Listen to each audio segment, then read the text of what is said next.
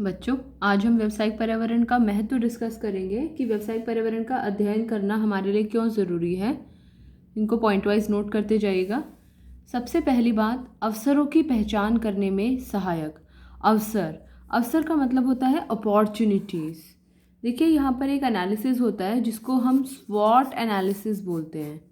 स्वॉट analysis, स्वॉट में S का मतलब होता है हमारी स्ट्रेंथ, W का मतलब होता है हमारी वीकनेसेस, O का मतलब होता है अपॉर्चुनिटीज़ और T का मतलब होता है थ्रेट्स।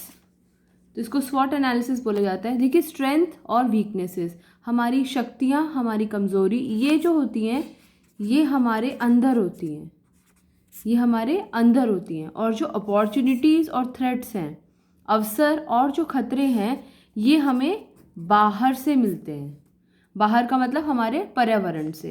तो जब हम व्यावसायिक पर्यावरण का अध्ययन करते हैं तो क्या क्या अवसर उपलब्ध हैं वहाँ पर, क्या क्या खतरे उपलब्ध हैं वहाँ पर, इन सब के बारे में हमें पता चलता है।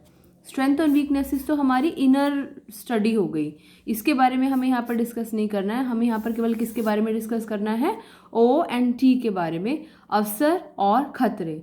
तो पहला पॉइंट ये है कि यदि हम व्यावसायिक पर्यावरण का अध्ययन करते हैं तो वे अवसरों की पहचान करने में हमारी सहायता करता है। अब इसमें हमें समझना है कि अवसरों का मतलब क्या है।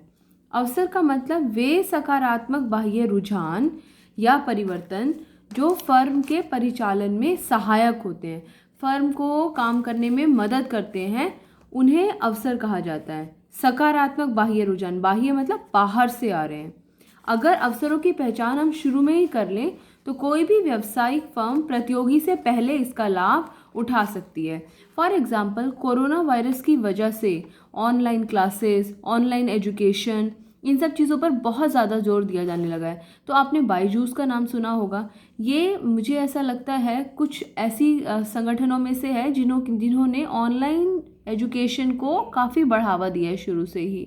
तो अगर इन्होंने शुरू में ही पहचान लिया कि, ये नहीं मैं कह रही कि कोरोना वायरस आने वाला इन्होंने ये पहचान लिया, लेकिन इन्होंने ये ज़रूर पहचान लिया कि आगे आने वाले समय में क्योंकि इंटरनेट इतना इजीली एक्सेसिबल है तो लोग घर से बाहर जाने की बजाय घर पर बैठकर ऑनलाइन क्लासेस लेना ज़्यादा पसंद करेंगे। और आज के समय में कोरोना वायरस के दौर में इस तरह की जो ऐप्स हैं, जो संगठन हैं, वो काफ़ी फ्लरिश कर रहे हैं। तो अवसरों को पहचानने में हमारी मदद करता है। दूसरा है खतरों की पहचान में सहायक।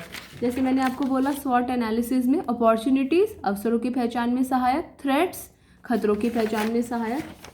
अगर हमें घर में बैठे ही पहले ही पता चल जाए कि आज बारिश होने वाली है तो हम क्या करेंगे, हम अपने आप को उस बारिश से बचने के तरीके ढूंढ के तभी हम घर से बाहर निकलेंगे। यानी कि अगर छाते की आवश्यकता है तो हम छाता लेकर, या हो सकता है कि अगर अब बाहर निकलना ज़रूरी ना हो तो हम बाहर नहीं निकलेंगे। तो खतरों की पहचान अगर हमें पहले हो जाती है। अब पहले हमें यहाँ पर खतरों की परिभाषा पता होनी चाहिए कि खतरे क्या होते हैं। वे नकारात्मक बाह्य रुझान, वे नकारात्मक, अवसर क्या थे, सकारात्मक थे। अवसर क्या थे, सकारात्मक रुझान थे।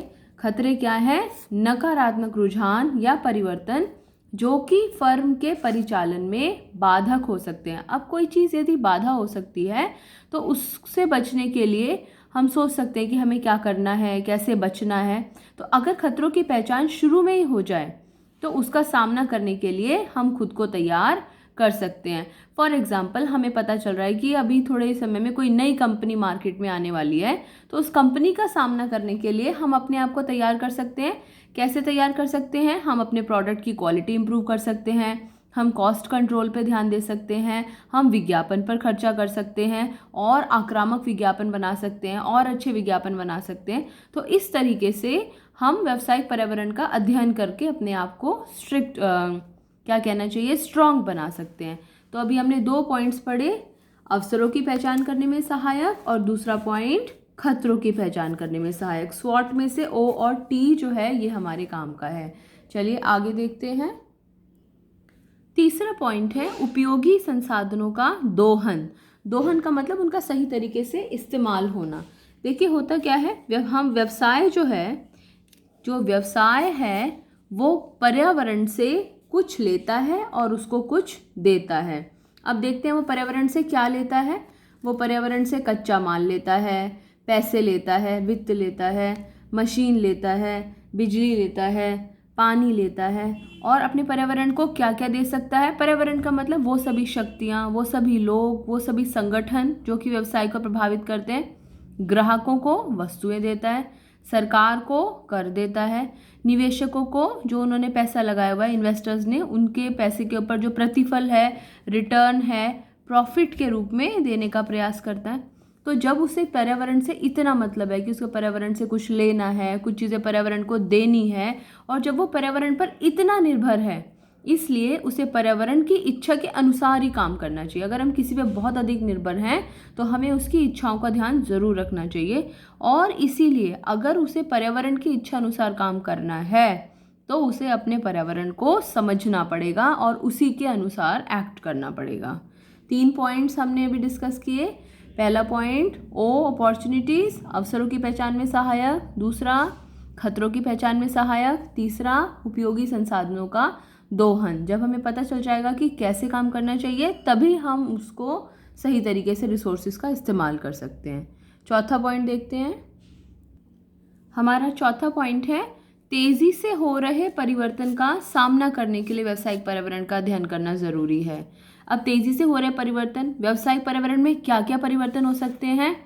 बाजार में परिवर्तन हो सकता है, मार्केट में, ग्राहकों में परिवर्तन हो सकता है, ब्रांड में परिवर्तन हो सकता है, टेक्नोलॉजी में परिवर्तन हो सकता है, हमारे कॉम्पेटिटर्स जो हमारे प्रतियोगी हैं उसमें परिवर्तन हो सकता है। तो जब इतने सारे चेंजेस हो रहे हैं, इतना सारा परिवर्तन हो रहा है, तो इस परिवर्तन का सामना करने के लिए हमें इन सबको अकेले अकेले और टोटलिटी में भी अध्ययन करना बहुत ही ज़रूरी हो जाता है। तो 4 पॉइंट्स। पहला, खतरों की पहचान में सहायक, अवसरों की पहचान में सहायक, उपयोगी संसाधनों का दोहन और परिवर्तनों का सामना करने के लिए तैयार होना।